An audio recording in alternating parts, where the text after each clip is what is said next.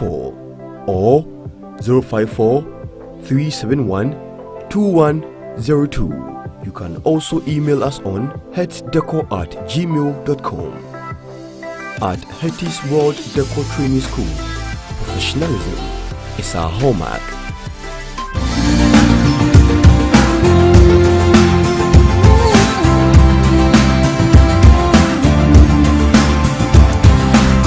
Welcome back, and you're still watching the first show. I'm sure most of you have left the home and you're wondering how you can also keep up with us right here on the first show. I've always said we are streaming live on YouTube at GNTVGH, so you can leave the house and make sure you are not late and get interactive with us, not only on YouTube but also on other social media handles, Instagram, Twitter and Facebook. It is at GNTVGH, and today we are looking a year on what has been done to curb mob action or mob justice. We are remembering the late Major Maxwell Mahama. We'll be talking about that on our Tuesday Wahala as we sit down and have a chit chat. You can get interactive with us also via our WhatsApp line 050-131-8143. Send us your messages. What do you miss about what happened exactly a year ago at New Obuasi? I would definitely get to read your messages. Time check.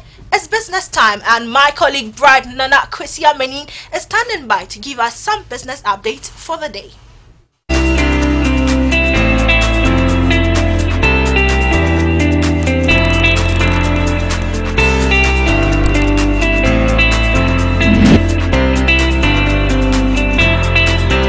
As always, streaming live on YouTube at GNTVGH, live on YouTube, and so follow us on social media platforms on Facebook, Twitter, and live on Instagram as well, or on GNTVGH. I'm Bright Nana Kwesi Amaning, and welcome to the business block here on the First Show Live on GNTV. I'm going straight into our first story here in the business segment, where the Association of Ghana Industries (AGI) has supervised a sanitizing meeting organized by the Afro Champions Initiative in partnership with the African Union to project a win-win approach to successfully implement the African Continental Free Trade Area.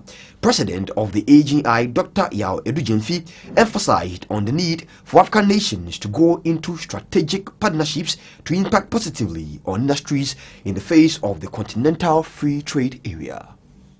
The Association of Ghana Industries has indicated that Ghana needs to strategically position itself to take advantage of the Continental Free Trade Area Agreement.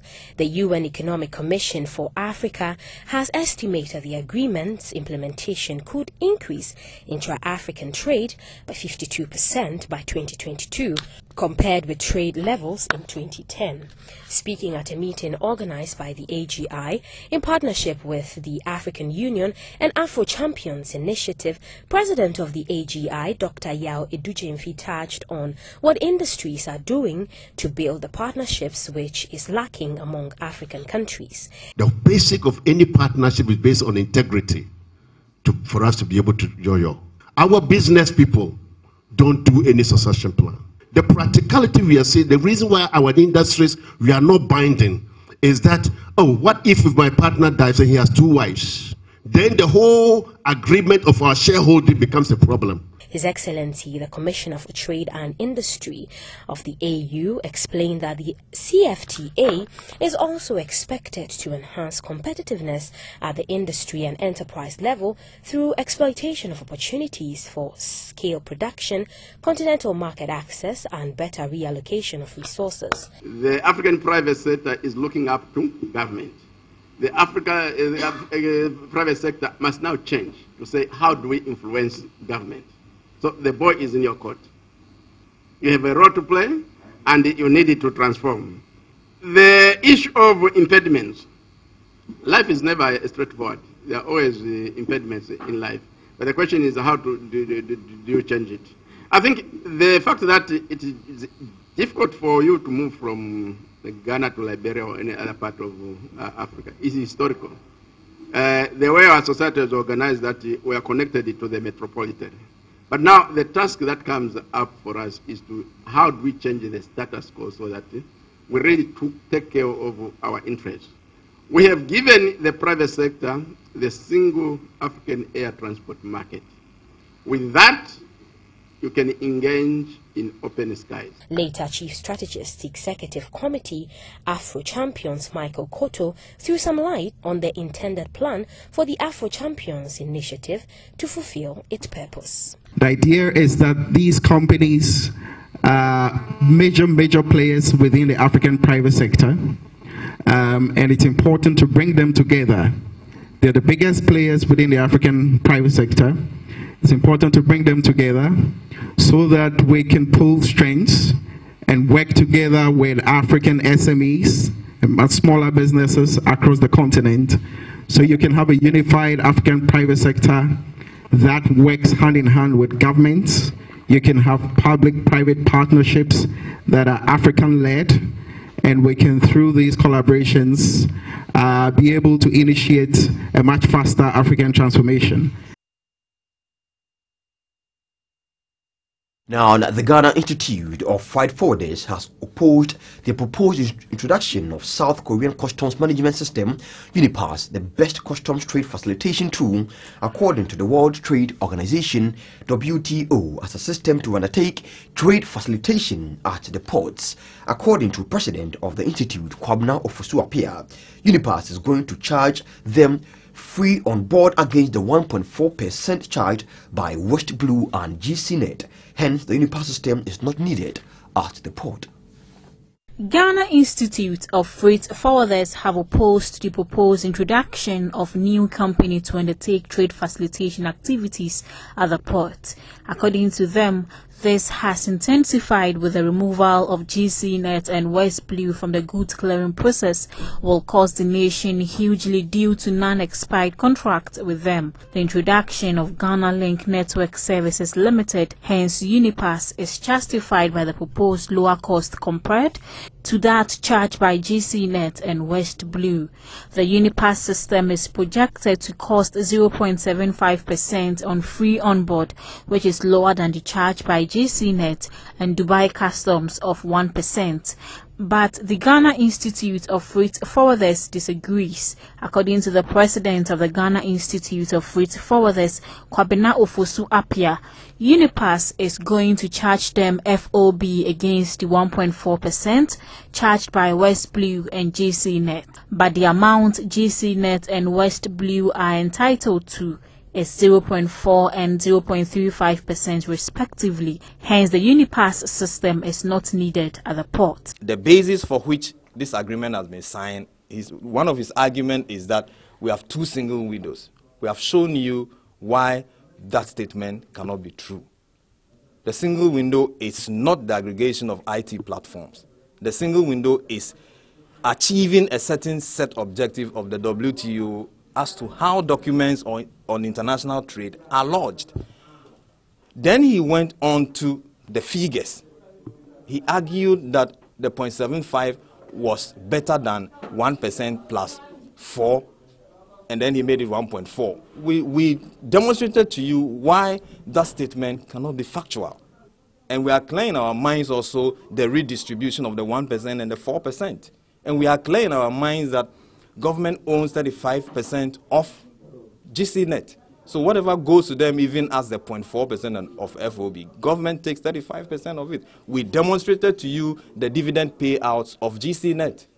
So please, let's not allow the emotive presentations to sway us off. Meanwhile, Deputy Trade Minister Carlos Ahenkora has said the two existing systems would have to be scrapped, stating that UNIPAS will be doing what the existing vendors are already doing. In 2015, the government of the day invited the Korean government to send the customs UNIPAS system for us to study and see if it will help us, because we know how it has helped them. Fortunately, when they came in fact, the system was highly accepted, except that when it got to the time for the signing of the contract, it swerved to another company. Koreans got angry and moved out. But in looking at what has transpired and in considering how to get revenue maximization back on track, we decided to bring the Koreans in and ask them to come and assist us. And when the UNIPAS is in place, the paperless will be properly cemented, and we will have the occasion to believe that this government is really focused on making Ghana new again. Now, a member of President's Economic Advisory Council, Dr. Ishmael Yamson, says Ghana needs to attain consistent economic growth rate in order to build a robust economy. He recommends that for Ghana to reduce the high level of unemployment and create an expanded economy which would have the capacity to absorb more young people into the job market, it needs to grow above 8% for about 10 to 15 years. According to the chairman of Ishmael Yamson and Associates, in the past, Ghana has had an unimpressive growth rate varying from 2 to 10% in different years, and anything below 7% in subsequent years will be insubstantial towards building a robust economy. He lamented that Ghana's impediment to high growth rate over the years has been the overdependence on commodities. He explained that the problem with overdependence on raw commodities for economic growth, he noted, is that periods of high commodity prices mostly coincide with high economic growth, and since Ghana does not control prices of raw materials, it becomes difficult to depend on that for growth. Given that, he indicates Ghana needs to build an economy driven by manufacturing, value-added agriculture production, services, and adding value to its commodities. He made the assertion during a business roundtable dialogue. And so now, the Ghana Private Roads and Transport Union, GPRTU, has stated that it has not approved an increase in transport fares without due process. This is in response to two transport unions, True Drivers Union and Concerned Drivers Union, announcing a 10% increment in transport fares effective yesterday, Monday, 28, 2018. Now, according to the two groups, their members can no longer bear the rising cost of fuel and its impact on the transport business, hence the decision to pass it on to the passengers. The national chairman of the GPRTU, Kwekukuma, has however explained to the media that although the union is in talks with the Transport Ministry and other stakeholders on the possible increase, it has not started implementation yet, adding that persons who increase fares without the announcement from the mother union will be sanctioned. And so at least fares are now going to become, as it was a bit high level, that fares have been increased and passengers were a bit higher on that particular one. So there's clarification coming in from the motherboard that it has not yet been increased, and so passengers can now go on their daily duties without any information and any hitches. So this has been the Business Block Live on the first show here on GNTV with me, Bryce Nanakusiamane. Oh, we're streaming live on YouTube at GNTVGH, on Facebook at GNTVGH, on Twitter at GNTVGH, on Instagram at GNTVGH. Thank you for watching, and this has been a Business Blog. Like I tell you every day, learn to invest, learn to save, and have a good business day. Good morning.